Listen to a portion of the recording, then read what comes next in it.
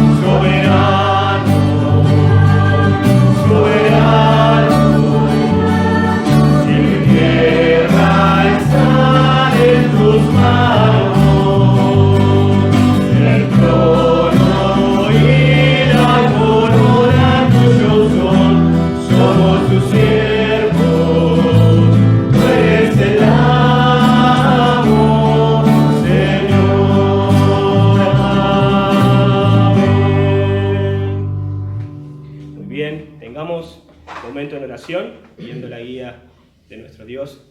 Nicolás, ¿podrías dirigirnos en oración, por favor? Padre Celestial, gracias por haber pensado en nosotros, Rey del cielo, de la tierra. Has mandado a tu Hijo para morir por nuestros pecados, Señor. Dice el Salmo que es el hombre para que tengas de él memoria. Te agradecemos por este amor tan grande. En esta mañana, juntos como iglesia, unidos, vamos a elevar nuestras voces a ti en alabanza, en adoración, y puedas ser receptor de nuestra alabanza y de goce, Señor, para escucharnos. En el nombre de Cristo, amén. Amén. Muchas gracias.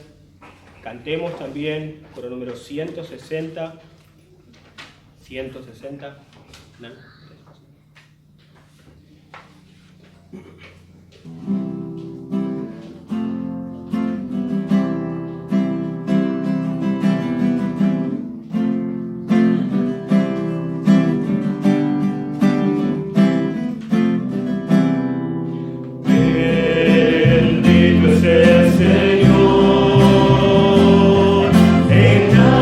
Engrandecido sea Dios.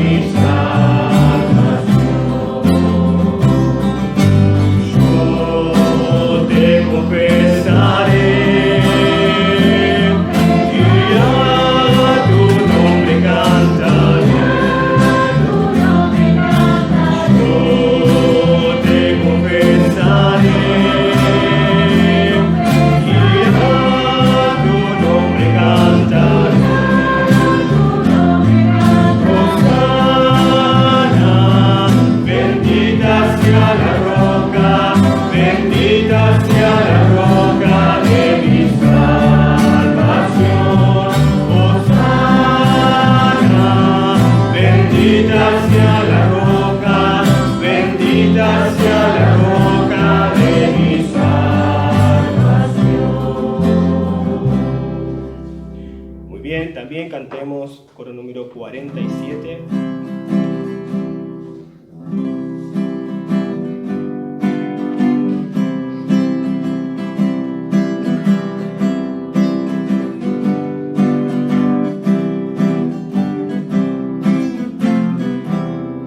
El día de hoy Luco nos trae a muchos, riquezas hay que apenas tienen fin, pero el maestro aún pregunta: ¿me amas a mí, más que al placer? ¿Me amas a mí?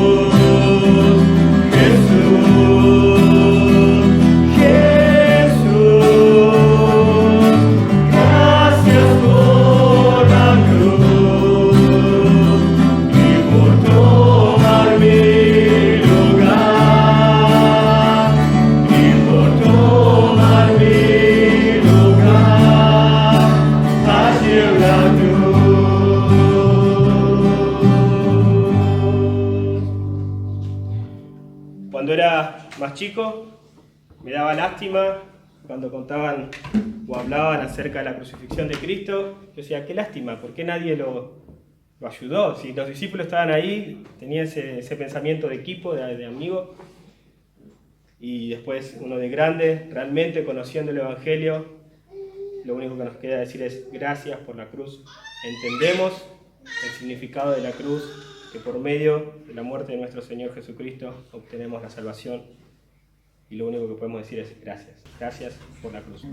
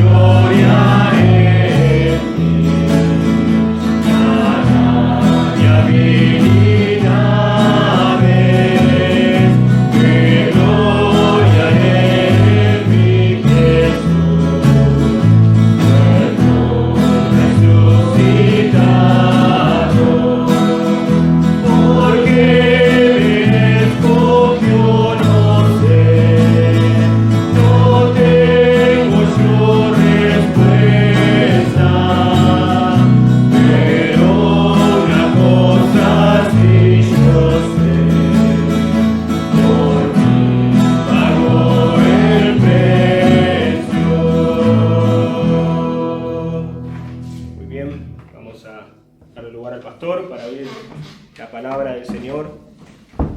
Muy bien.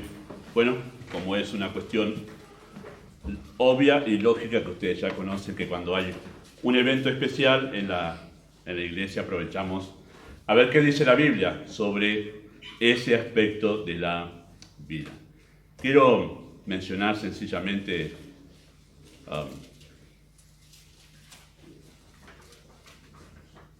algo que dije recién, después lo abordaremos un poco más en su momento, pero no quiero que los maestros de la escuela dominical se enojen conmigo pensando que su trabajo no es importante. Tiene una gran importancia en el servicio del Señor. Si el Señor ha dado dones a los maestros y a las maestras, sin duda alguna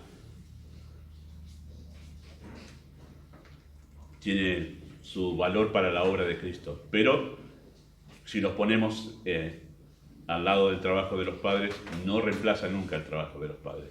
No ocupa el lugar del trabajo de los padres. Así que, en ese sentido, hice la frase sobre la escuela dominical. Así que no se enojen conmigo, maestros. Muy bien.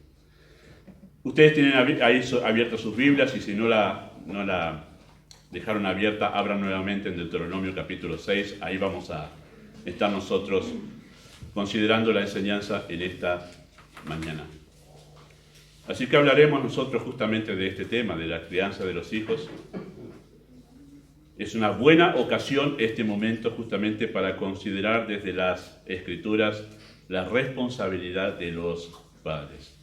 Nuestros hermanos, como todos los papás aquí, como todos los padres aquí, tienen una gran tarea que demanda mucho esfuerzo, sacrificio, abnegación, amor y en especial dependencia de la gracia de Dios. Dependencia de la gracia de Dios. La tarea de los padres es, en cierto sentido, semejante a la del pastor, aunque ellos tienen una gran ventaja. Ellos están con sus pastoreados, sus ovejas que pastorean todos los días. El pastor no puede estar todos los días en la vida de las ovejas, así que tienen una mayor influencia sobre la vida de sus hijos que la que puede tener el pastor sobre ellos. Pero es semejante a la tarea del pastor en el hecho de cuidar la vida de las personas. Y como dijo el apóstol Pablo, para los pastores es igual para los padres. Y para esta tarea, ¿quién es suficiente? Bueno, nadie. Por eso hace falta la gracia del Señor. Quizá entre sus responsabilidades como padres, la más importante, y no me equivoco y voy a justificar esta declaración, la más importante sea moldear la manera de pensar de sus hijos. La tarea más importante que tienen los padres es moldear la manera de pensar de sus hijos. Quizás son pocas las veces que se habla de manera específica sobre este aspecto de la crianza. Por lo menos son pocas las veces que he escuchado, incluso he tratado de buscar para poder escuchar a otros más hablando sobre este asunto, sobre el tema específicamente de moldear la mente de los hijos, y no hay mucho en realidad, no hay mucho sobre este asunto. Así que pienso que en verdad es un buen momento para hacer un acento en cómo moldear la mente de los hijos. Sabemos que los padres tienen la responsabilidad de dar afecto, sustento físico y material, una educación formal y atención espiritual, guiando sus vidas para que sepan cómo responder al Evangelio de Cristo. Sin embargo, muy a pesar de que tienen todas esas tareas y son parte de su responsabilidad, poca atención se le da a la crucial tarea de moldear la mente de los hijos. Bueno, ¿a qué nos referimos con el hecho de moldear la mente de los hijos? Bueno, al hecho de sembrar, desarrollar y madurar en los hijos los criterios, ideas y pensamientos que definen la vida, el mundo, al ser humano, a Dios, a la eternidad y a todos aquellos pensamientos que son de trascendencia vital para nuestras vidas, o que de alguna manera esos pensamientos están relacionados o influyen en todos estos asuntos que son trascendentes. No estamos hablando aquí, por eso es que quiero hacer esa aclaración, estamos diciendo que moldean el pensamiento, qué está pensando, si ahora está pensando en una nube o en un alfajor, no estamos hablando de eso, ¿sí? Estamos hablando de aquellas ideas, aquellos criterios que se desarrollan, que se establecen y se desarrollan en la mente de toda persona y obviamente en la mente de los hijos, que después justamente es lo que va a determinar qué clase de persona será en la vida. Nosotros somos lo que pensamos, o sea, nosotros somos la clase de persona que nuestra mente ha desarrollado. O mejor dicho, nosotros vivimos de acuerdo a los criterios que están establecidos en nuestra mente. Todos, absolutamente todos, llevamos nuestra vida adelante en base a los criterios que gobiernan nuestro pensamiento. Quizá usted piense que hacer tal cosa como moldear la manera de pensar de los hijos, quizá usted piense que es violentar su libertad como individuo y cree que hay que dejar que su pensamiento racional tome forma sin la influencia de nadie, que se desarrolle solo. Quizá piense de esa manera, pero piense en esto conmigo por un solo momento. Cuando nacemos, esto es una realidad, cuando nacemos no tenemos un pensamiento racional formado. Ninguno de nosotros tenemos un pensamiento racional formado y mucho menos desarrollado. Incluso el pensamiento abstracto es la posibilidad de entender un concepto. Ese es el pensamiento abstracto. Por ejemplo, los niños, porque este pensamiento se empieza a desarrollar a partir de los 10 o 12 años, los niños, antes de esa edad, no tienen otra manera de entender el concepto del amor sino por figuras y por ejemplos que uno le da. Pero el pensamiento de amor en sí, el concepto, no es posible entenderlo sino a partir de los 10 o 12 años, cuando en el ser humano recién se empiezan a entender los conceptos abstractos. Por ejemplo, el concepto de la fe también es un concepto abstracto, o sea, la fe no es algo abstracto, nos referimos a esto. Esto es un libro, lo puedo tocar, lo puedo ver, y si alguien me dice que es un libro, yo ya tengo la imagen ahí. Pero en cuanto a la fe no está nada, porque no es una cosa la fe. Es un concepto, es una idea que solamente puede ser entendida por medio de ilustraciones y de explicaciones y de conceptos. Como el hecho de que no todos entienden los conceptos y las ideas, la Biblia muchas veces presenta ilustraciones para, se está refiriendo a eso. Pero nosotros no nacemos, queridos hermanos, con un pensamiento racional ni establecido ni desarrollado, e incluso la capacidad para poder entender conceptos recién aparece a los 10 o 12 años.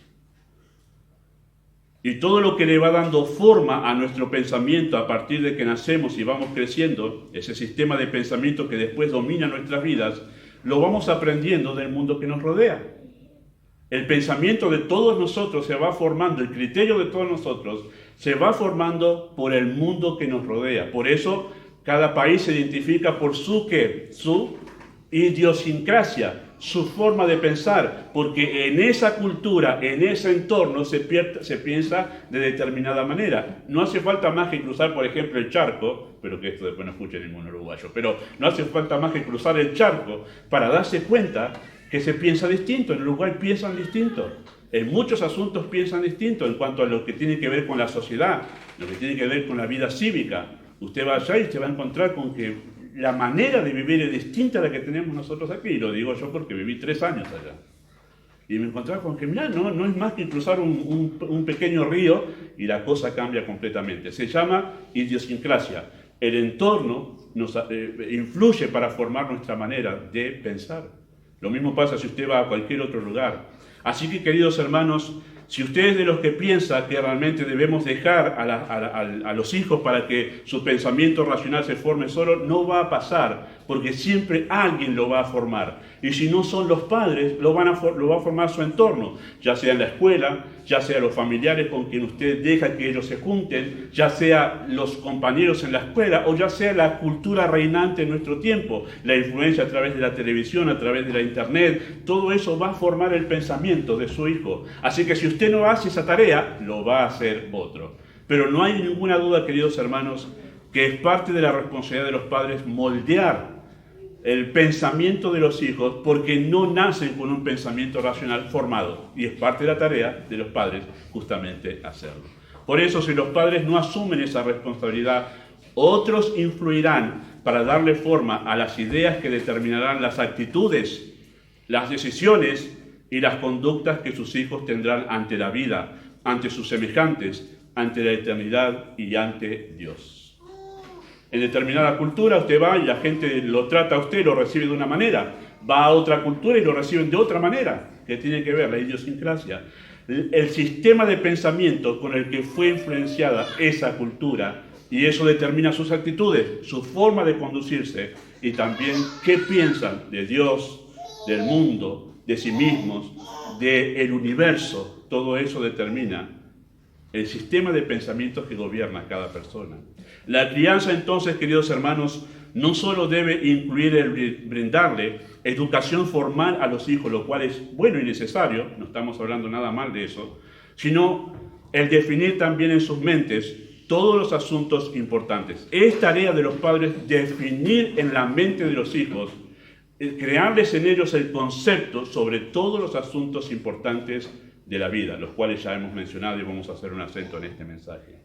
Por eso, queridos hermanos, porque esa es la tarea de los padres, definir en la mente de los hijos, enseñarles a ellos y que quede grabado en sus mentes los conceptos y las ideas acerca de los asuntos importantes en la vida. Por eso el tema, queridos hermanos, en esta mañana es este: todo padre cristiano debe moldear la mente de sus hijos según la verdad de Dios. Todo padre cristiano debe moldear la mente de sus hijos según la verdad de Dios. Ese es el tema que vamos a mirar en esta mañana. ¿Cómo pueden?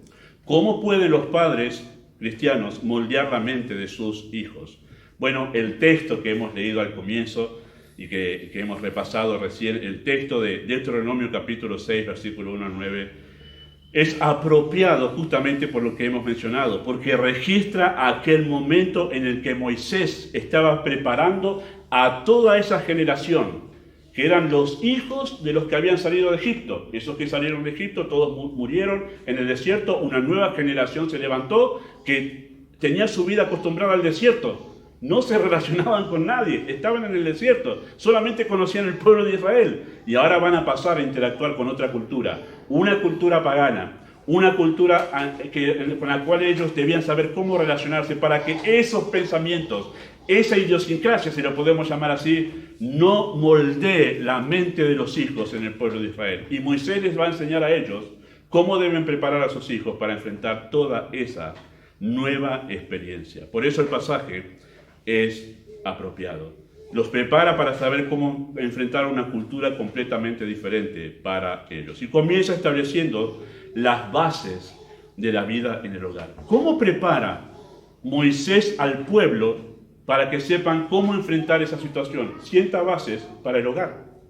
Sienta bases para la vida de hogar.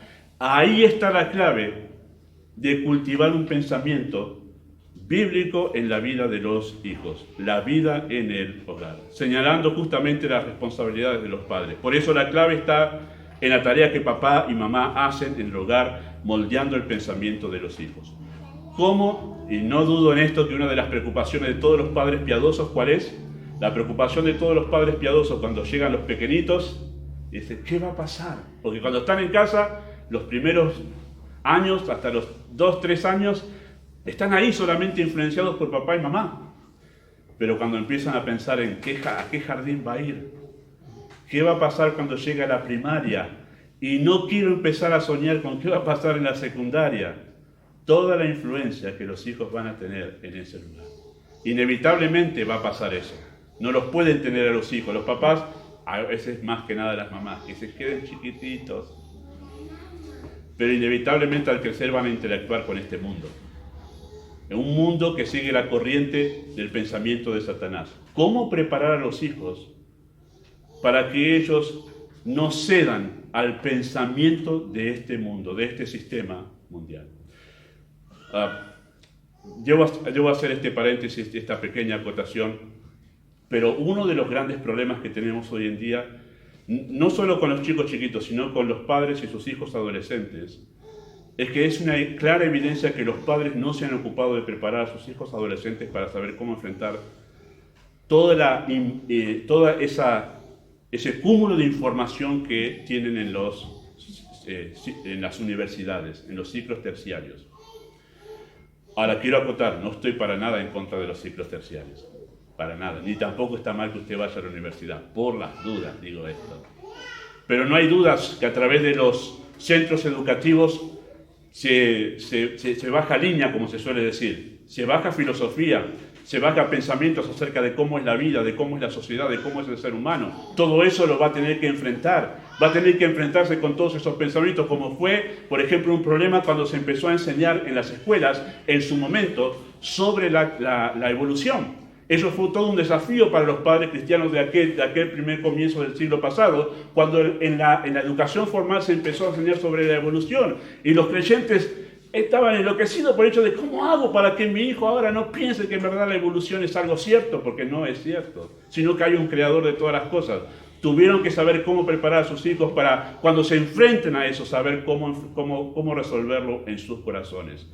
Hoy en día hay otras ideologías que se filtran a través de la educación formal, todo con el propósito de poder cambiar todo el pensamiento y el sistema de pensamiento de los hijos. ¿Cómo hacer para que esto no suceda? Y digo esto a acotación porque uno de los grandes problemas que veo en los padres hoy en día, en las iglesias cristianas, con sus hijos adolescentes, es porque no los han preparado para saber cómo enfrentar el ciclo terciario en cuanto a filosofías. Muchos de ellos han llegado a la universidad o cualquier otro estudio terciario y se les ha desmoronado completamente los poquitos cimientos de la vida de fe que tenían. Y empezaron a ser seducidos por ideologías que hoy en día son populares en nuestro país. Y hoy los vemos más a esos hijos de creyentes, más levantando banderas por las causas humanitarias, ecológicas y causas en verdad que tienen que ver con la nueva era que por el Evangelio de Cristo. Han sido seducidos por todo ese sistema de pensamiento y su forma de vida está relacionado con todo ese sistema de pensamiento. ¿Qué pasó? Los padres no los prepararon bíblica y teológicamente para saber cómo enfrentar todos esos asuntos. Bueno, Dios aquí le dijo a Moisés: prepara a este pueblo porque se va a enfrentar con una cultura y un pensamiento muy diferente. ¿Qué tiene que hacer? Trabajo en el hogar, trabajo en casa, tarea para el hogar. Hay tres cosas que vamos a mencionar que pueden ser muy útiles, creo yo, para ustedes papás en esta mañana y para todos aquí sin duda alguna. Y al decir esto, estas tres cosas, no estoy hablando como alguien que se considere experto en la crianza de los hijos, para nada eso. Pero sí considero que tengo de parte del Señor el permiso y la autoridad para poder hablar desde la Escritura lo que la Escritura habla sobre la crianza de los hijos. En primer lugar, ¿cómo pueden los padres cristianos moldear la mente de sus hijos? Bueno, en primer lugar, enseñando, porque eso es justamente lo que marca el texto allí. Noten lo que Moisés le dice al pueblo de Israel en versículo 6: y estas palabras que yo te mando hoy estarán sobre tu corazón y las repetirás a tus hijos. Hablarás de ellas estando en tu casa, andando por el camino, al acostarte y cuando te levantes. Esa expresión, estas palabras, el contexto nos ayuda a entender nosotros que se refiere a toda la ley que Dios había dado al pueblo de Israel por medio de Moisés. Así que no hay dudas de cuáles eran las palabras que los padres en el pueblo de Israel debían enseñar a sus hijos. Eran las palabras de la ley, del libro de la ley que estaba en ese momento que Moisés había escrito. Los 4 verbos que están allí, entre versículos 7 y 9, comprenden el método de enseñanza que los padres debían utilizar en sus hogares a fin de dejar afirmada la verdad de Dios en la mente de los hijos. ¿Cuáles son esos 4 verbos? Bueno, los 4 verbos son estos. Hay otros más, pero son los principales estos. Versículo 7, las repetirás. Versículo 7, hablarás de ellas estando en el camino en tu casa. Versículo 8, las atarás. Y versículo 9, las escribirás. Son 4 verbos que son los verbos principales de esos versículos que nos señalan a nosotros el método que Dios trazó para el pueblo de Israel, que debían hacer los padres en casa con sus hijos para moldear la mente de ellos conforme a la ley de Dios. ¿Qué deben hacer? En primer lugar, obviamente, repetirlas. Esos 4 verbos hablan de un método y no hay dudas, no sé cuántos han estudiado docencia acá, hay varios, pero no hay dudas, queridos hermanos, y esto es algo universal, que la repetición es el método de enseñanza o de aprendizaje, mejor dicho, por excelencia. Es el método de aprendizaje por excelencia. Si usted quiere que alguien aprenda algo, lo más básico que puede hacer es repetir. Pero no solo eso. Si usted quiere aprender algo, ¿qué es lo más fácil de hacer? La manera más fácil que usted lo aprenda. Lo repita. Cualquier cosa. Número de teléfono, ahora ya casi ni aprendemos número de teléfono porque está todo agendado, ¿no? pero antes teníamos que aprendernos los números de teléfono. 42 31 6753, número de mis padres. 42 98 y ya se me fue los otros, pero porque ya marco ahora con el celular. Pero lo repetíamos y cada vez que lo marcábamos, después nos quedó. Involuntariamente lo aprendimos por repetición. Pero lo mismo pasa con el hecho de un arte manual. Usted hoy empieza a hacer un jarrón con cerámica y un desastre, pero va al otro día y ya se dio cuenta de los errores, el otro día, en un mes usted es un artista de aquellos. Porque la continua repetición de una acción o de palabras o de ideas van quedando grabadas en su mente y en sus habilidades. Es lo mismo que aprender a andar en bicicleta, es lo mismo que aprender a manejar. Las primeras veces, el primer mes de manejo, y usted va ahí dudando, y después ya está hablando por teléfono, no por teléfono en el auto, está hablando con el que va allí, y usted ya solo sale todo, solo sale, porque ya lo aprendió, ya se lo incorporó. ¿Por qué? Por la continua repetición. Así que, queridos hermanos, no está diciendo ningún misterio aquí. Dios no está diciendo ningún misterio, es la manera que todos tenemos de aprender. Y si quiere que en el corazón, en la mente de sus hijos, queden grabadas las verdades de Dios, usted tiene que estar repitiéndolas en su vida de hogar. Hablará. Esa palabra, hablar de ellas, estando en su casa, andando en el camino, al acostarse y al levantarse, esa palabra hablar tiene el sentido, uno de los sentidos en el idioma hebreo, que tiene la idea de consejo. Tiene la idea de estar aconsejando. Y la idea de lo que Moisés está diciendo allí a los padres es que conlleva la idea de aprovechar cada situación en la vida diaria para aconsejar según la verdad. Así que el aprendizaje no es que cada momento usted se acerca a su hijo, Proverbios 4:24, repetí conmigo. Se termina con Proverbios 4:24. No se está refiriendo tanto en verdad a eso, aunque en memorizar versículos está bien, sino al hecho de que usted cada ocasión en la vida, en el diario vivir con sus hijos, está aprovechando para enseñarles, para aconsejarles según la verdad. Si usted hace eso constantemente en la vida en su hogar, esa verdad va a quedar grabada en la vida, en la mente de sus hijos. De esa manera va a estar moldeando el pensamiento de sus hijos. Cuando sus hijos van y encienden el televisor y usted se da cuenta que está, y en lugar enseguida de agarrar y sacar el látigo, no, usted se sienta y charla con ellos y dice, mirá lo que estás mirando, parece, mirá lo que y empieza a aconsejarle. Cuando sus hijos quieren, y especialmente cuando empiezan esa etapa que ya están queriendo elegir qué ropa utilizar, usted agarra y dice, ¿qué te parece? ¿Coincide eso con la verdad que estamos aprendiendo de la Biblia? ¿Coincide eso? Aprovecha a aconsejar, a enseñar. Aprovecha cuando empieza a querer tener amistades, que usted se da cuenta van a ser una mala influencia. Y en ese momento aprovecha a aconsejar, aprovecha a hablar con ellos. Cuando surgen temas importantes en la sociedad, como por ejemplo fue la muerte de Maradona la semana pasada, y usted, que es algo que todos están hablando, usted se aprovecha a sentarse con sus hijos y hablarles, enseñarles, transmitiendo los principios bíblicos. Esa es la idea de la palabra que está señalando allí Moisés en cuanto a la tarea de los padres. Hablarán de ellas estando en tu casa, andando en el camino. Todo momento aproveche para cultivar ideas y criterios bíblicos en la vida de sus hijos. De esa manera va a moldear el carácter de ellos, la mente de ellos.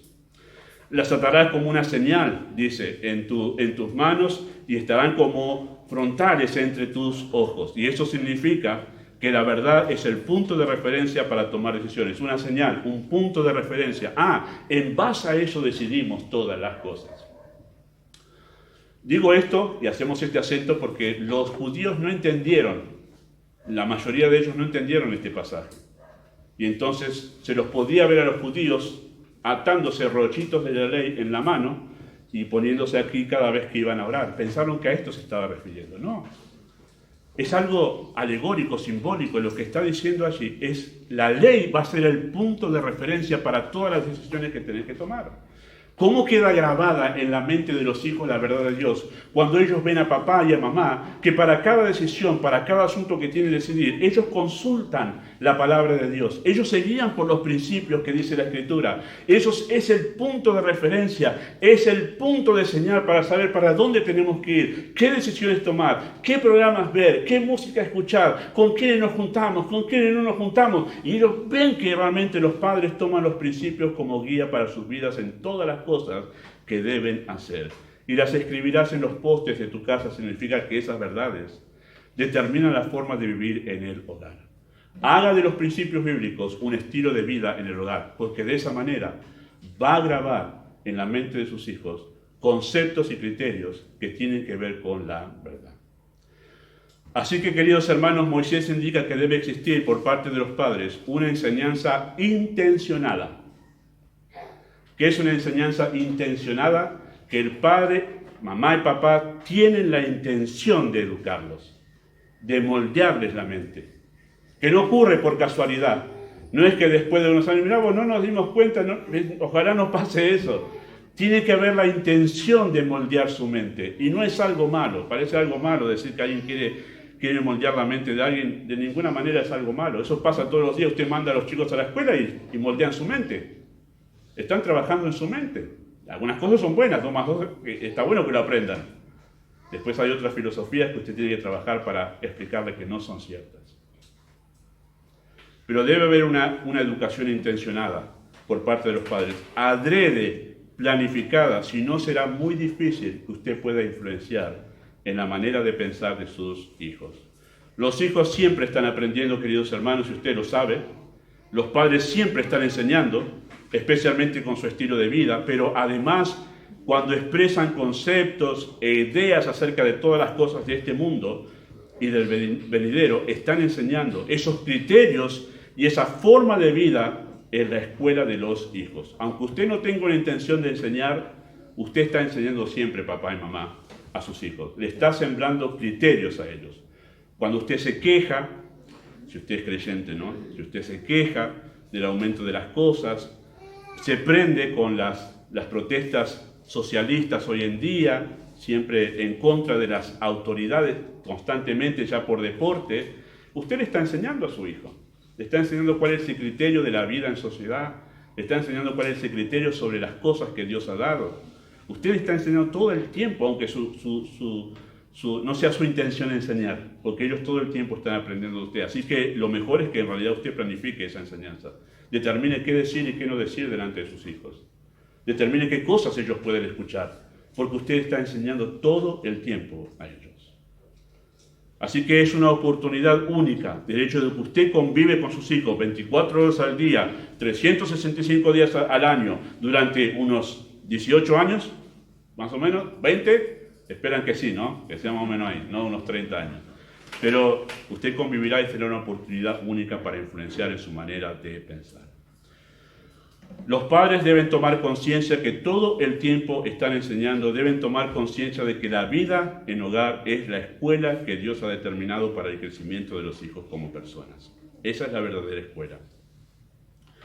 La enseñanza debe ser de manera directa, por medio de palabra, consejo, como también debe ser de manera indirecta, por el estilo de vida que se lleva en el hogar, por cómo se responde ante cada situación que la familia vive, por los criterios que se usan y las actitudes que se asumen. Todo esto va dándole forma al pensamiento de los hijos. Si usted quiere, nos pasa muchas veces con el tema de trabajar con jóvenes que vienen solos y no vienen con su familia a la iglesia, que uno mira sus comportamientos y sus conductas y uno después cuando conoce a la familia dice, mira vos, ahora entiendo por qué reacciona así, por qué actúa de esa manera. A veces no hay una figura paterna de autoridad en el hogar, o porque está ausente literalmente, o porque está ausente simbólicamente, está pero no está. Y uno dice, mira vos, ahora entiendo por qué su resistencia, su rechazo tanto a una autoridad en la iglesia o en la sociedad. Eso viene del hogar, lo absorbió de su propio hogar, porque en su hogar se manejan las cosas así. Bueno, todo el tiempo usted, papá y mamá, están moldeando la mente de sus hijos en sentido positivo y también puede ser en sentido negativo si usted no está consciente de esta realidad. ¿Cómo pueden los padres moldear la mente de sus hijos? En segundo lugar, enseñando, pero enseñando con convicción. Enseñando con convicción. Noten lo que dice allí el texto en Deuteronomio, capítulo 6, versículo 4. Oye, Israel, Jehová nuestro Dios, Jehová uno es, y amarás a Jehová tu Dios de todo tu corazón, de toda tu alma y con todas tus fuerzas. Para poder influenciar en la manera de pensar de los hijos, los padres deben enseñar convencidos de que la palabra de Dios es la verdad, de que la palabra de Dios es la verdad, Y la evidencia de dicha convicción, de que ustedes están convencidos que la Biblia es la palabra de Dios, es que estará sobre sus corazones. Es que estará sobre sus corazones. Padres convencidos de lo que están enseñando, adoptan la verdad como los principios que rigen sus vidas. Los chicos tienen que ver que usted está convencido de que la Biblia es la verdad. Si usted quiere que sus mentes sean moldeadas conforme a la palabra de Dios. Ellos tienen que ver que usted está convencido de que eso es así, que usted ha adquirido esa verdad como la verdad absoluta.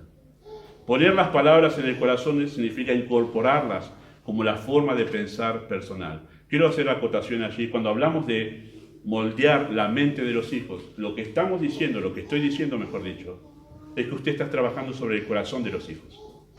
Usted está trabajando en su corazón. Porque la esencia de lo que hay en el corazón, justamente son los pensamientos. Lo más íntimo en el ser de una persona es su pensamiento. Y de allí surge todo lo demás. Lo hablamos esto en algún momento, bueno, cuando estábamos en la cuarentena y hablamos sobre la antropología. La esencia del ser humano es una forma de pensar, es un sistema de pensamiento. Y cuando hablamos de moldear el pensamiento, estamos hablando de moldear su corazón, trabajar en su corazón. Y no solo es un conocimiento teórico esa verdad para los padres, sino una verdad que domina cada aspecto de su vida. Ahora, notemos el argumento que da Moisés, que es sencillo pero contundente, para decir que la palabra de Dios es la verdad, es la única verdad. Moisés da para afirmar que la palabra de Dios es la verdad, la única verdad que está y que bajo esa convicción deberían los padres enseñar a los hijos. Él dice esta expresión en versículo 4. Oye, oh Israel, Jehová nuestro Dios, Jehová uno es. Ese es el argumento que da justamente Moisés para decir a los padres, la palabra de Dios, estas palabras que yo te mando hoy, es la verdad. Pero no solo es la verdad, es la única verdad, es la verdad absoluta. Y con esa convicción tenés que enseñarle a tus hijos. Y ellos deben saber que esta verdad es la única verdad. Jehová nuestro Dios, Jehová uno es. Esa palabra Dios, que está en ese versículo, Jehová nuestro Dios, parece una redundancia, pero no lo es. Esa palabra Dios en el idioma original es la palabra Elohim o Elohim, que aparece más de 2700 veces en el Antiguo Testamento. Pero más que un nombre, es el título del Ser Supremo, esa palabra Dios, esa palabra Elohim. Y por ejemplo en Génesis 1:1, que es la primera vez que aparece esa palabra, dice así: en el principio creó Dios los cielos y la tierra. O sea, está diciendo así Moisés cuando escribe Génesis 1:1. En el principio creó Elohim, el Ser Supremo, todas las cosas. Así que en la mente del judío, cuando en el escrito de Moisés se utilizaba la palabra Dios, que es Elohim, ellos relacionaban ese título con el Ser Supremo, con el Creador, el que está más allá de este mundo, el que es superior a todo lo creado, aquel que creó todas las cosas. Y por ende, queridos hermanos, si Él es el Elohim, el Dios Supremo, el Ser Supremo, Creador de todas las cosas, bueno, por ser el Creador de todas las cosas, es quien determina justamente cómo funcionan todas las cosas. Así que lo que está diciendo Moisés aquí al pueblo de Israel es: oye, oh Israel, Jehová, nuestro Elohim, nuestro Ser Supremo, uno es. ¿Y qué está diciendo cuando dice que uno es? Bueno, sí que algunos dicen, bueno, porque ahí la palabra es plural en el hebreo y habla acerca de la Trinidad, pero está haciendo un acento de que no hay más verdad que una sola, la de Dios. No hay más verdad que una sola, que la de Dios.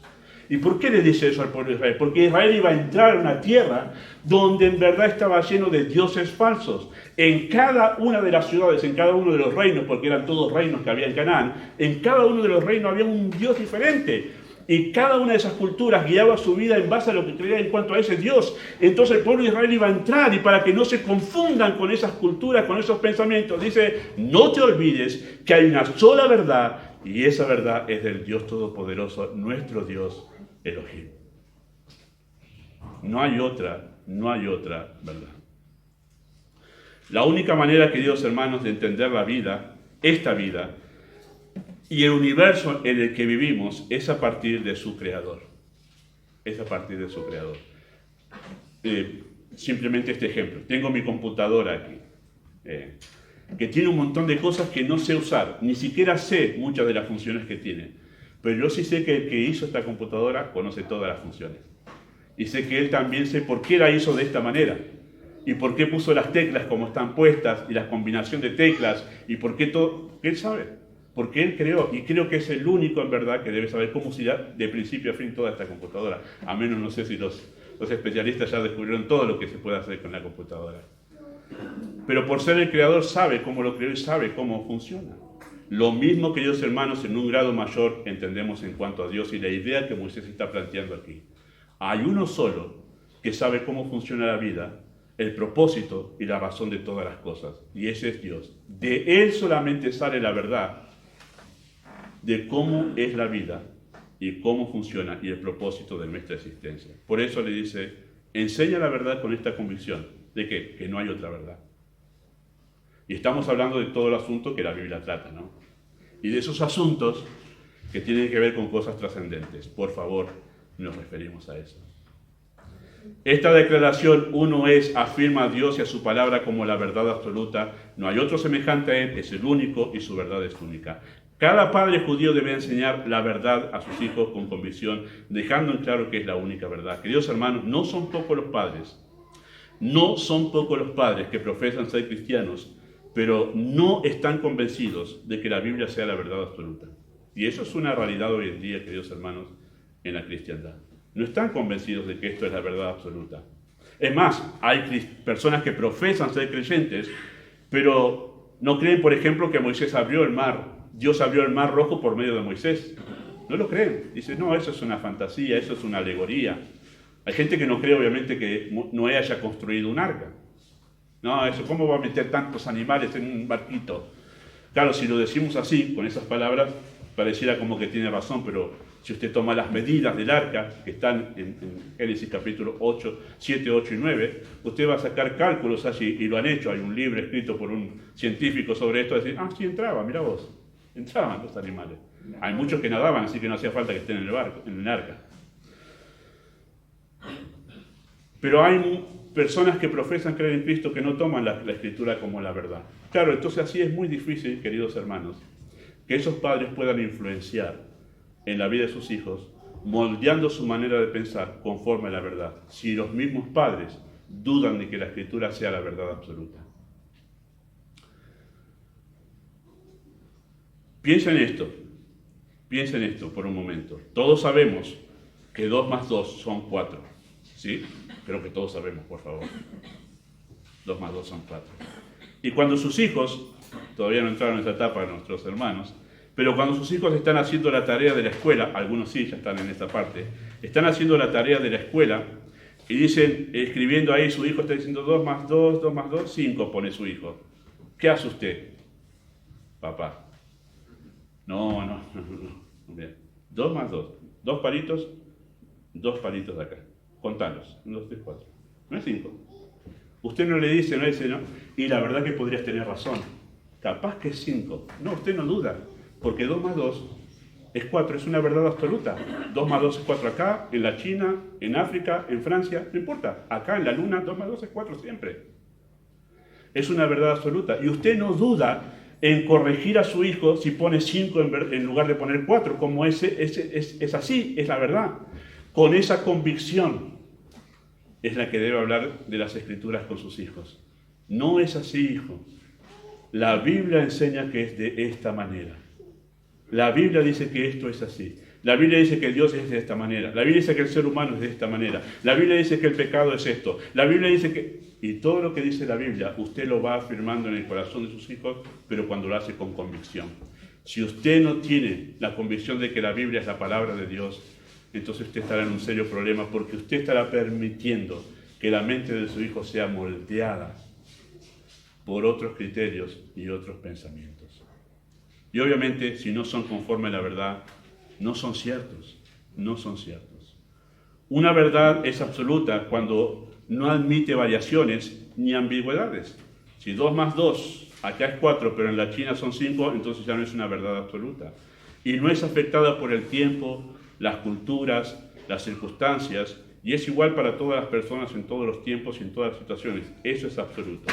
Si usted le enseña a su hijo que, bueno, si la Biblia dice esto, querido hijo, querida hija, pero en esta situación te entiendo ahora, especialmente esto pasa con los hijos adolescentes. No, en tu situación ahora te entiendo. Esto, yo entiendo que acá, no, es así igual en todas las circunstancias, todos los tiempos, todos los lugares. Esto es algo absoluto. Si usted duda que la palabra de Dios es absoluta, usted estará abriendo una puerta en la mente de su hijo para que un engaño penetre. Moisés le está diciendo a los padres israelitas, van a entrar a una tierra que tiene muchos dioses. Ellos tienen diferentes criterios sobre cómo es y debe ser la vida, pero tú no olvides que solo hay una verdad. Jehová nuestro Dios, nuestro Ser Supremo, uno es, no hay más verdad porque hay un solo Creador, no muchos. La verdad se va a afirmar en el corazón de los hijos si tú le enseñas con esta convicción, pero si no tienes este convencimiento, deja la puerta abierta para el engaño y el error. ¿Cómo pueden los padres moldear la mente de sus hijos? En tercer lugar, enseñando, pero enseñando con autoridad. Enseñando con autoridad. Noten lo que dicen los primeros versículos. Versículo 1. Estos pues son los mandamientos, estatutos y decretos que Jehová nuestro Dios mandó, que os enseñase, para que los pongáis por obra en la tierra a la cual pasáis vosotros para tomarla. Hay un acento, no solo aquí, sino en todo el libro de Deuteronomio, que los padres debían enseñarle a los hijos a poner por obra los mandamientos. No es solamente, queridos hermanos, una cuestión de aprenderlo, aprender el concepto, haber memorizado, ahora repetirme el concepto. No, esto debía ponerse por obra, debían vivir conforme a esos conceptos y a esos principios. Por eso dice, para que los pongáis por obra.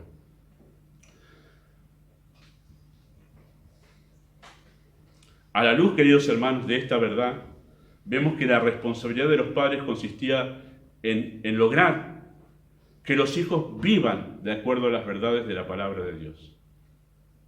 Los padres tienen la tarea de moldear la mente de los hijos de tal manera que ellos después viven, en el mismo hogar viven de acuerdo a esos principios. Ese es el propósito de la tarea de los padres, que en el hogar mismo los hijos vivan de acuerdo a esos principios de la palabra de Dios. Ahora, esto coincide justamente con Efesios capítulo 6, versículo 4, no hace falta que lo busquen. Dice así, dice que los padres deben criar a los hijos en disciplina y amonestación ¿de quién? Del Señor. Del Señor.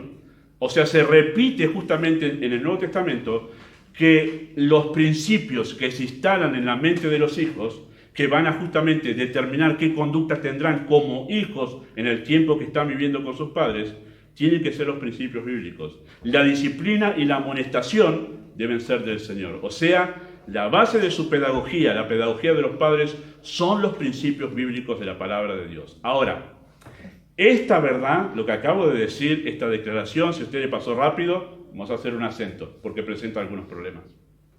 Presenta algunos problemas. Los hijos de los creyentes no nacen creyentes.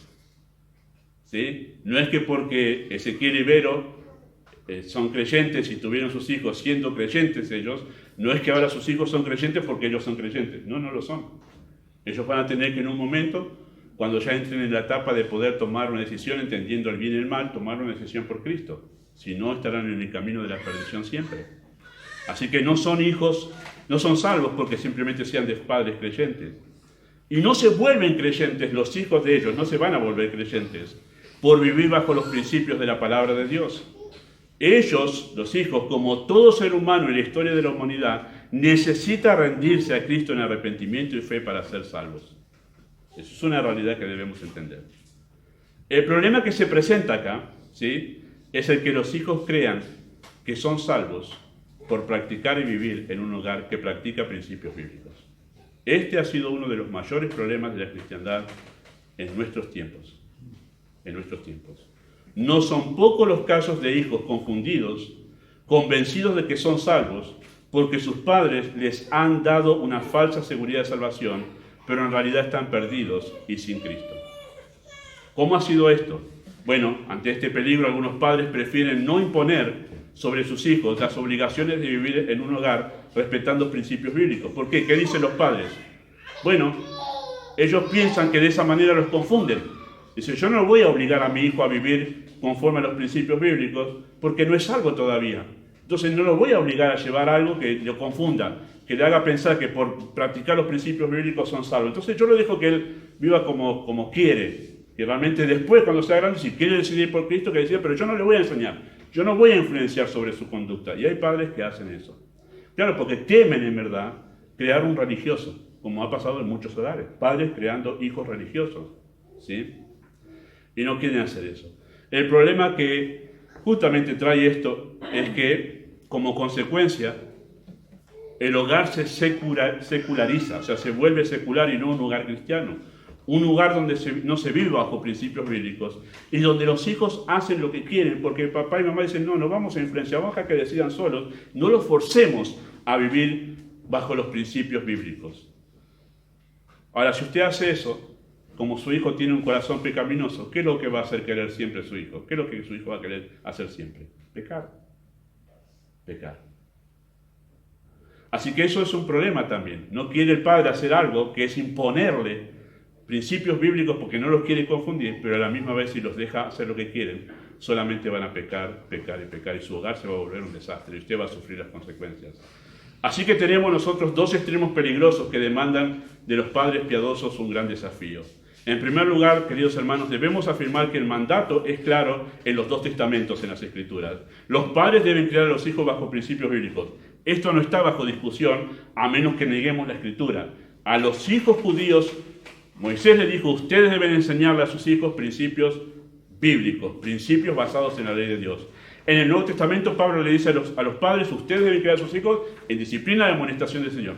No está bajo discusión, queridos hermanos, que ustedes como padres deben enseñar a sus hijos principios bíblicos de conducta, de ética y de comportamiento, obviamente. Entonces, queridos hermanos, la clave está en saber cómo hacer un equilibrio entre lo que significa imponer una vida espiritual que no existe en sus hijos hasta que por voluntad propia conozcan al Señor, y lo que significa enseñar para criarlos dentro de la voluntad del Señor. No es fácil ese equilibrio. No es fácil ese equilibrio. Quizá una de las cosas más necesarias es entender que la crianza cristiana a hijos no cristianos debe ser enfocada desde la motivación correcta. ¿Cómo hacen eso los padres? Bueno, ellos deben enseñar a sus hijos que deben obedecer no como una forma de dejar contento a Jesús. Los he escuchado a los papás y sé que tienen buena intención. Sé que tienen muy buena intención. Si usted lo ha hecho, no lo estoy condenando. Sé que tiene buena intención. Pero uno de los grandes errores de los padres es decirle, si vos me obedeces, Jesús va a estar contento. Guarda. Porque si no es creyente su hijo, Jesús no está contento con él. Él está bajo condenación, perdido por la eternidad. Y ese ha sido un gran error. Ahora que me obedeciste, Dios está sonriendo contigo. No es verdad. Y ese ha sido un problema de confundir a los hijos de por qué deben obedecer a sus padres. Y a veces los padres, como no tienen más remedio y no saben usar su autoridad, dicen, bueno, me obedeces, si no Dios te va a castigar. Y han utilizado una mala motivación y han criado hijos religiosos que piensan que por obedecer a sus padres son salvos. Que porque han hecho todo bien con sus padres, al pie de la letra, y Dios tiene que estar contento conmigo. Ellos deben obedecer a sus padres. ¿Por qué? ¿Cuál sería la motivación correcta? Porque corresponde. Porque corresponde. ¿Se acuerdan cuando Pablo dice en Efesios capítulo 6, versículo 1, hijos, obedeced en el Señor a vuestros padres? ¿Por qué? Porque esto es justo. Esa es la palabra que está ahí en Efesios 6.1. ¿Y qué significa esa palabra justo? Traducido a nuestra forma de hablar, que es la palabra que se utiliza también en Hechos capítulo 6, la palabra es lo que corresponde. Esto es lo que corresponde que tenés que hacer. Es lo natural, es parte de la vida. Tu posición como hijo es que me obedezcas a mí como padre. Esa es la razón que deben poner los padres, y por eso es que acá decimos nosotros, debe enseñar, y debe enseñar con autoridad. entendiendo que Dios lo puso sobre la vida de sus hijos para que ellos le obedezcan. Y si usted hace bien su trabajo como padre, lo va obviamente a educar y le va a mandar para que él sea una persona de bien en la vida, utilizando una palabra, una frase que utilizamos todos nosotros. Pero la manera correcta para no confundir a los hijos es obedecer estos principios que yo traigo de la Biblia, sí, pero porque yo te lo digo, porque yo busco tu bien. Y porque vos tenés que obedecerme a mí. Porque es lo más natural en la vida que vos me obedezcas a mí. Es algo natural, queridos hermanos, que las personas que están bajo sujeción respondan a aquellos que están sobre ellos en autoridad. Pasa lo mismo en el trabajo. Si yo soy un patrón, si yo fuese patrón, tengo una empresa y soy patrón creyente, yo no le voy a decir a mis empleados, mira, si me obedeces, Jesús va a estar contento contigo. No le voy a decir eso. Si vos tenés que hacer tu trabajo hoy, de hacerme chapa y pintura a este coche, porque es lo que corresponde. Si yo le digo a mi empleado, si soy patrón creyente, mira, va a hacerlo porque el Señor está contento contigo, le voy a decir, mira vos, ahora yo estoy bien con Dios porque le obedecí a mi patrón. Eso es crear un religioso. Y eso ha pasado en muchos hogares, queridos hermanos, y ha sido muy perjudicial para la iglesia de Cristo. Y tenemos, después cosechamos jóvenes que dicen, ¿soy salvo o no soy salvo? No amo a Cristo, no me interesa la iglesia. Pero mis padres me han dicho que si yo obedezco, Dios está contento conmigo. Y ya no saben si son salvos o no. Y se los ha confundido. No son pocos los padres que incentivan la obediencia desde la justicia personal. Le hacen creer a sus hijos que están bien con Dios porque obedecen a papá y a mamá. ¿Dónde hay un ejemplo en los evangelios que Cristo se encontró con un hombre así? Que pensaba que él tenía el cielo ganadísimo porque había guardado todos los mandamientos, especialmente de honrar a su padre y a su madre. ¿Quién fue? El joven rico. El joven rico, el rey llegó, Señor, la lista de mandamientos. Acá, todo esto lo he guardado.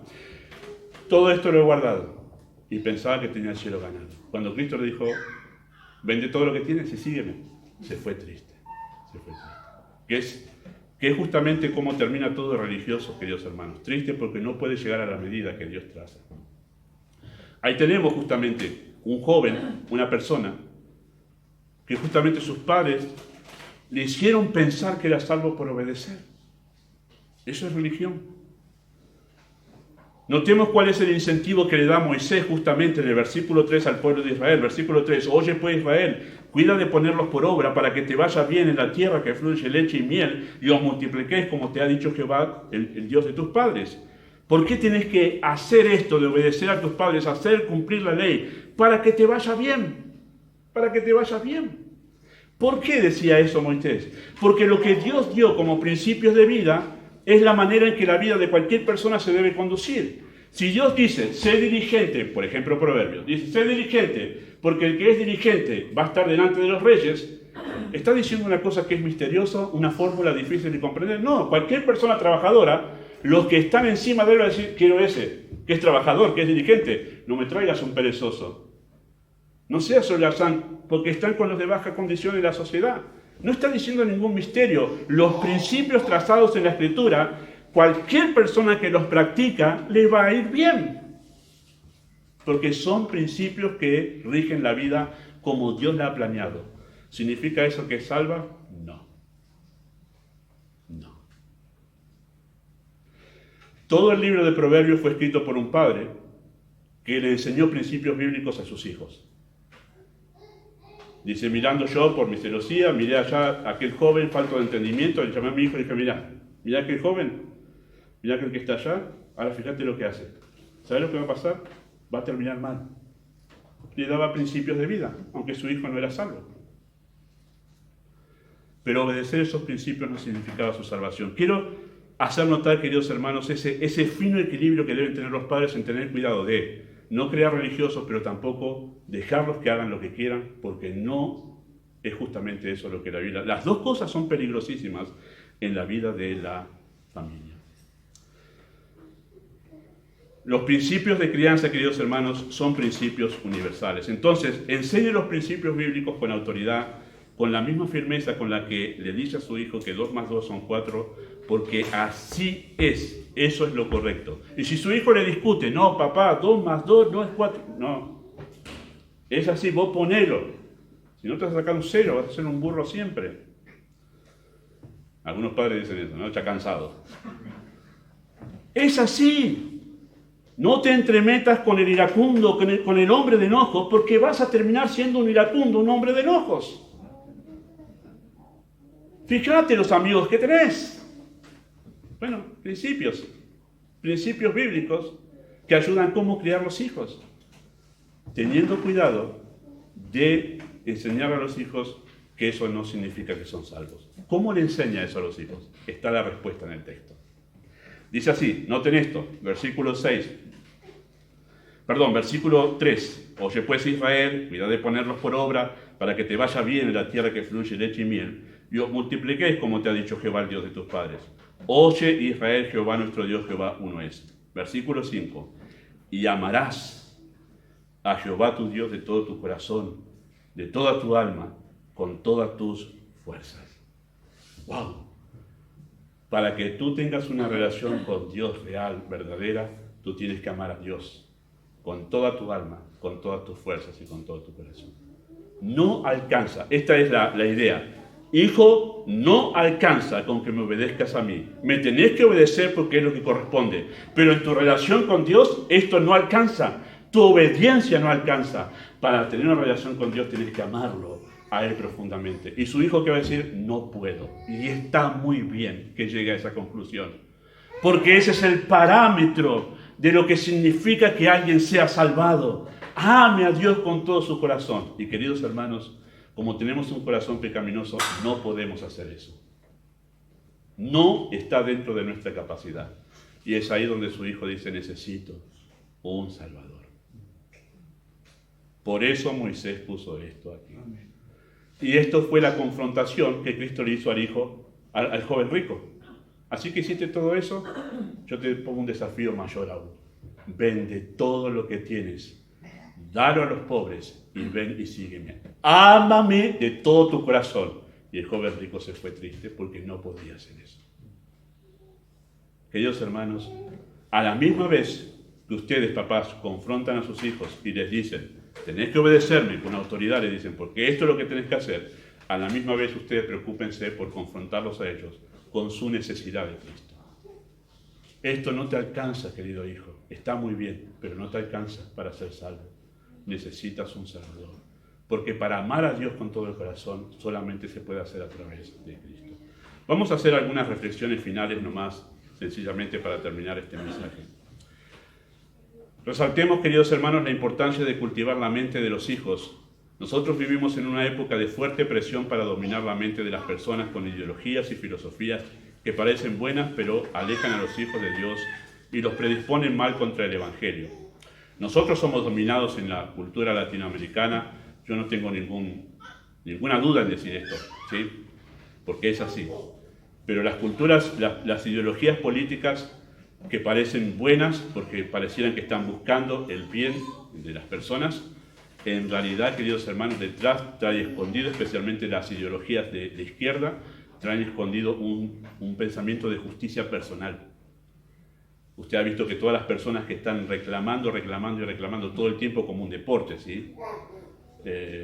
Lo que el pensamiento dominante es aquel tiene un montón y yo no tengo. Él es culpable y yo soy inocente. Es un pensamiento de justicia personal. Es un pensamiento de justicia personal, contrario al Evangelio, y predispone mal a las personas para oír el Evangelio. ¿Por qué? Porque dice, Dios me debe. Dios me debe. Mirá vos, yo oré, yo cumplí, mirá quién soy yo. Dios me debe. Dios no nos debe nada, hermanos. Nosotros lo que merecemos es el castigo eterno. Y si nos ha dado salvación es por gracia.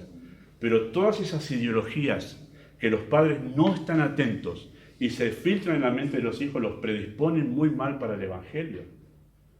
Como las causas ecológicas. Y yo no estoy diciendo que está mal cuidar el planeta. Ustedes han visto que tratamos de cuidar siempre nuestro lugar bien limpio. Todo. Pero hacer de eso una causa y una forma de vida predispone mal a la gente para el Evangelio. ¿Por qué? Porque su mente está, hagamos de este mundo un mundo mejor. Y este mundo, queridos hermanos, va a ser consumido por fuego. Y hace que la gente tenga más su mente cómo vivir mejor aquí y se olvidan que hay una eternidad. Hay todo detrás, queridos hermanos, un pensamiento y una idea que predispone mal a las personas para el Evangelio. Los padres deberían estar atentos a todas estas cosas para moldear ellos con la Escritura la mente y el corazón de sus hijos. Toda conducta, queridos hermanos, tiene su origen en una forma de pensar. Si usted está preocupado cómo se comportan sus hijos, por qué habla lo que habla, por qué piensa lo que piensa y por qué se conduce como se conduce, usted tiene que ir buscando, indagando, que hay detrás de eso una idea que en algún momento escuchó en algún lugar, una semilla de pensamiento que fue cobrando, fue tendiendo raíz en su mente y después fue elaborando una conducta en su vida. Voy a decir esto en cuanto a los padres de hijos adolescentes especialmente, y tengo esa libertad del Señor en esta iglesia. Pero queridos hermanos, cuiden con quién se juntan sus hijos adolescentes. No es raro, y ya lo he visto varias veces en la vida cristiana que llevo, estar en varias iglesias y verlo trabajando con jóvenes, que los padres han sido inocentes en pensar que si se juntan con fulano, con mengano, él los va a traer a Cristo, y terminan sus hijos yéndose tras filosofías, tras ideologías, y después aparecen los hijos con una forma de pensar, son, bueno, sus amigos. Y no estamos diciendo que no se debe juntar con nadie, pero usted debe tener cuidado con todo eso que su hijo está escuchando. Ya he dicho esto otras veces. Nosotros los adultos, y especialmente si tenemos una teología bien afirmada, nosotros podemos distinguir fácilmente cuando algo, esto es contrario a la verdad, esto es contrario, esto es pernicioso. Los hijos no. Necesitan que usted esté ahí, diciendo qué va a escuchar, con quién se va a juntar, qué van a adquirir y cuándo usted va a decirle eso, nunca. Pero usted tiene la responsabilidad, papá, de moldear la mente de sus hijos, porque detrás de eso hay toda una vida. No sea ciego a la astucia de Satanás. Su mejor arma es engañar y sembrar ideas para dominar la mente. Y la manera de sembrarlas es que esas ideas parezcan buenas, parezcan humanitarias, beneficiosas y productivas. Pero si va en contra realmente del Evangelio y los aleja de Dios, es un engaño. Es completamente un engaño. Queridos hermanos, trabajan en la mente porque están trabajando en el corazón de sus hijos. Amado Dios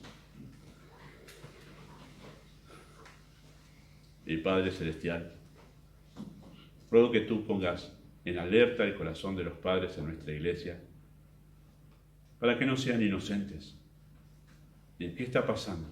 ¿Qué se está cultivando en la mente de sus hijos, en el corazón de sus hijos? Porque sin duda los frutos no se ven en el momento. Vendrán, Padre, en la adolescencia, en la juventud, cuando ya todo ha tomado el corazón de ellos. Rogamos, Padre, padres sabios para nuestra iglesia, que están preocupados de cultivar en la mente de sus hijos la verdad, la única verdad. Bendice y glorifica tu nombre este tiempo en el nombre de Jesús. Muy bien, para finalizar, vamos a cantar coro número 178.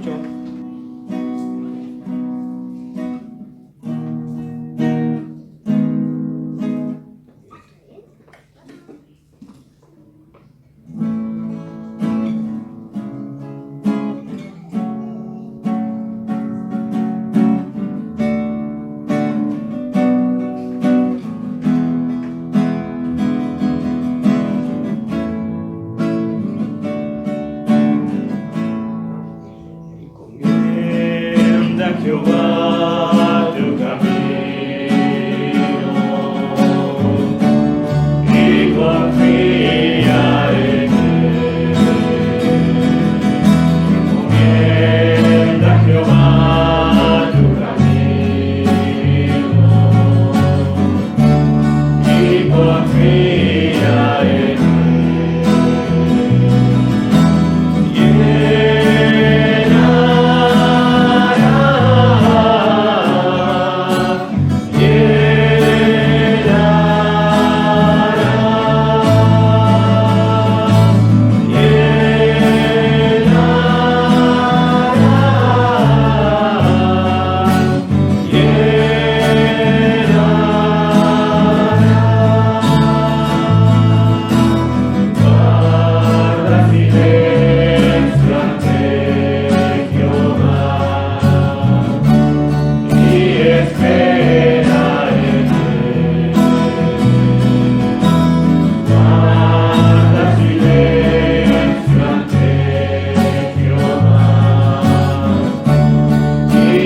fe